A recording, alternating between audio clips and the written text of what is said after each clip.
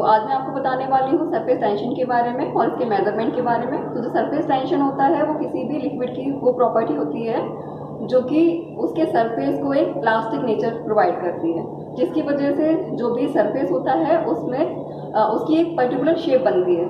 तो जो शेप होती है इस सरफेस टेंशन की वजह से हम इसका एग्जांपल देख सकते हैं, जैसे कि जो भी मॉस्किटोज होते हैं वो वाटर के सरफेस पे इजीली फ्लोट कर पाते हैं, वो उसके अंदर डूबते नहीं हैं। इसका रीज़न सरफेस टेंशन ही है जो कि उसके सरफेस को एक इलास्टिक नेचर प्रोवाइड करता है और वो ईजिली इंसेक्ट्स को चलने के लिए एक सरफेस प्रोवाइड करता है। तो इस तरीके से सारे लिक्विड्स में सरफेस टेंशन होता है, सबका अलग अलग सरफेस टेंशन होता है।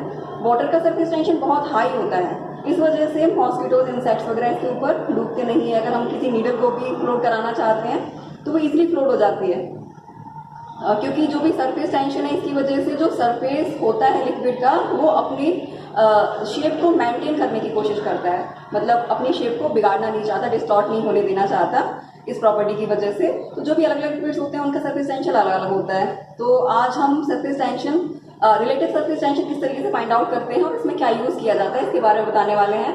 तो देखिए यहाँ पर जो हम यूज़ करते हैं ये जो डिवाइस है इसका नाम है स्टेलैग्मोमीटर। ये जो स्टेलैग्मोमीटर होता है इसमें ऊपर की तरफ एक ट्यूब होती है, नीचे की तरफ एक ट्यूब होती है और बीच में एक बल्ब होता है। तो यहाँ आप देख रहे होंगे कि इसमें मार्किंग है, इस ट्यूब में मार्किंग है।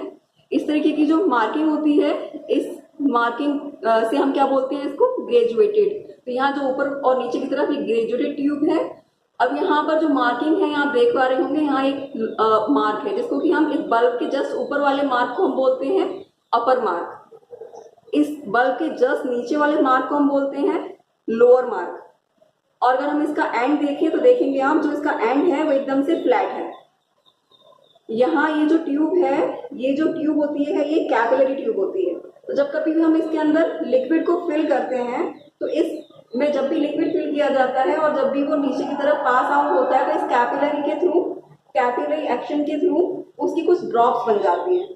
इस तरीके से यहाँ से इसका जो डिस्टल एंड है, इस एंड से कुछ ड्रॉप्स निकलेंगी। तो हमें क्या करना होता है, अगर हमें सरफेस टेंशन फाइंड आउट करना है, रिलेटिव सरफेस टेंशन वाटर के रेस्पेक्ट में, तो हम वाटर को एज अ रेफरेंस यूज करते हैं।